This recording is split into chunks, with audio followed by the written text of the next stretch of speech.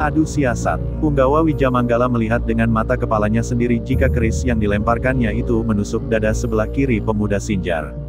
Seketika dada lawannya yang masih belia itu berlumuran darah. Wijamanggala tersenyum senang. Nah, baru saja aku berhasil melukaimu dengan menggunakan siasat. Dengan kecerdikan dan mengatur rencana dengan matang, aku bisa melukaimu dengan mudah. Siasat diperlukan dalam peperangan. Wijamanggala bicara dengan nada pongah. Membokong lawan dengan cara tidak satria seperti tadi kau bilang siasat. Ai, sungguh tak layak dipelajari ilmu berperang itu, Paman. Sinjar memegang keris yang menancap di dadanya. Satria tidak ada dalam perang, yang ada bagaimana kita bisa menang. Wijamanggala memotong pembicaraan lawannya. Tak patut, tak patut. Tetapi siasatmu itu tidak berlaku di sini, Paman. Pemuda Sinjar menarik keris yang menancap di dadanya. Sontak darah bercucuran dari bekas luka menganga. Namun betapa kagetnya, Wijamanggala. Berbarengan terlepasnya keris dari dada pemuda Sinjar, lelaki tampan itu raib dari hadapannya. Seketika mereka yang menonton pertarungan menolehkan kepalanya ke segala arah mencari kemana raibnya pemuda belia itu.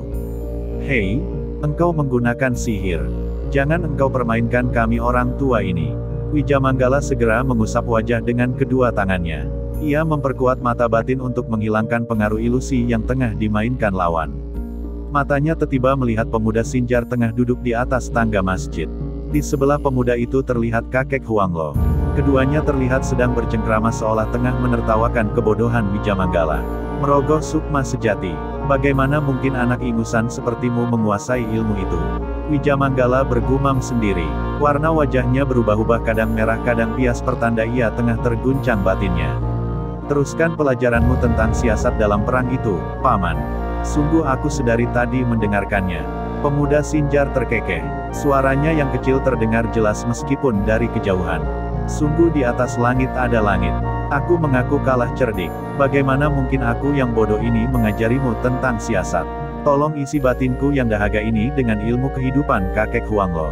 Wijamanggala menyadari kesalahannya. Ia kemudian menjurah hormat kepada kakek dan cucu di hadapannya. Memang tak salah dugaanku. Engkau adalah orang baik, Paman. Tetapi mengapa kalian bisa ditugaskan untuk merampas tempat ini?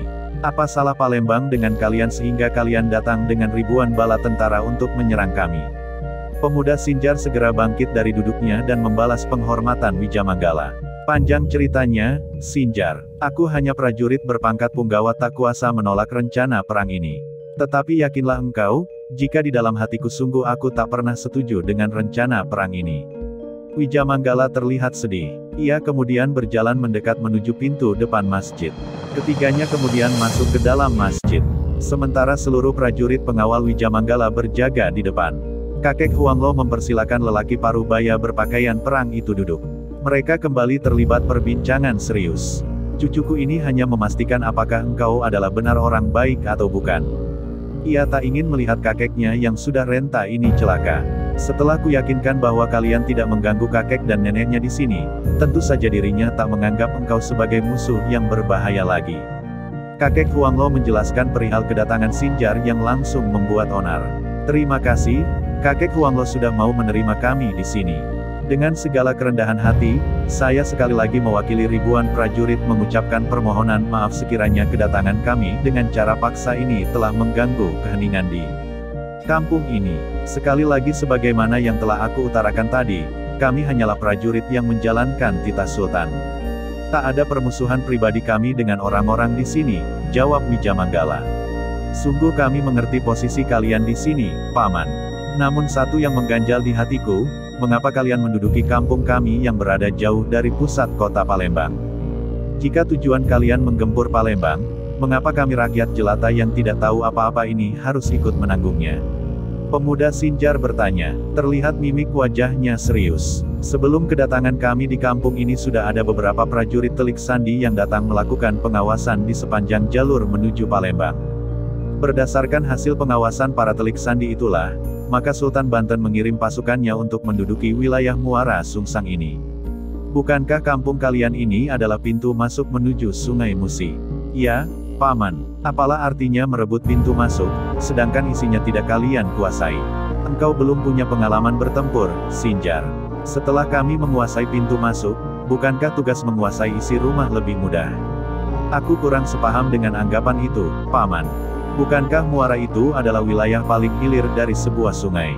Kalian tidak bisa meracuni hulu dari hilir. Ya, tetapi muara ini tempat keluar masuk bala bantuan. Itulah yang ingin kami kontrol. Rupanya tempat ini hanya seperti pos jaga bagi rencana kalian. Lalu perang sesungguhnya benarkan akan terjadi di daratan sana. Pemuda Sinjar menunjuk ke arah selatan. Engkau cukup cerdas menangkap arah pembicaraanku. Tetapi janganlah engkau mudah untuk menyimpulkan anak muda. Wijamanggala tersenyum kecil. Aura wajahnya menyiratkan bahwa lelaki itu seorang yang bijaksana. Lalu, mengapa Paman terlihat lunak dengan kakek Huanglo? Bukankah Islam membuat kita bersaudara? Pertanyaan Sinjar dijawab dengan pertanyaan. Pemuda tampan itu mengangguk perlahan.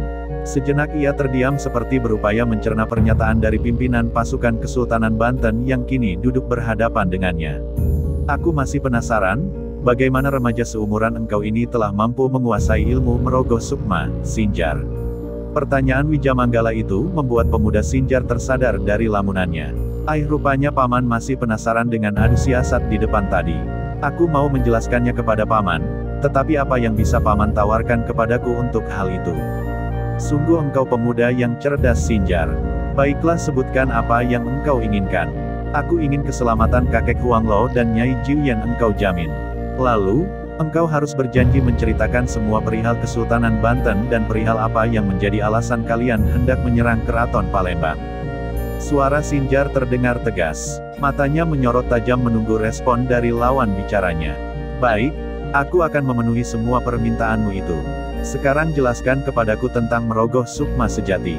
Tanpa pikir panjang, Wijamanggala memenuhi syarat yang diminta Sinjar. Seketika wajah Sinjar terlihat dipenuhi aura sukacita.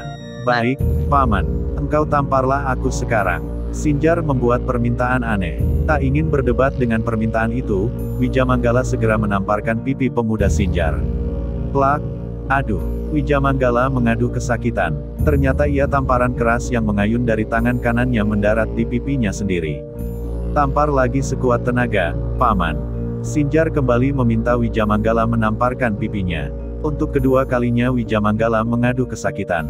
Sihir apa yang engkau lakukan kepadaku, Sinjar? Itu bukan sihir, Paman.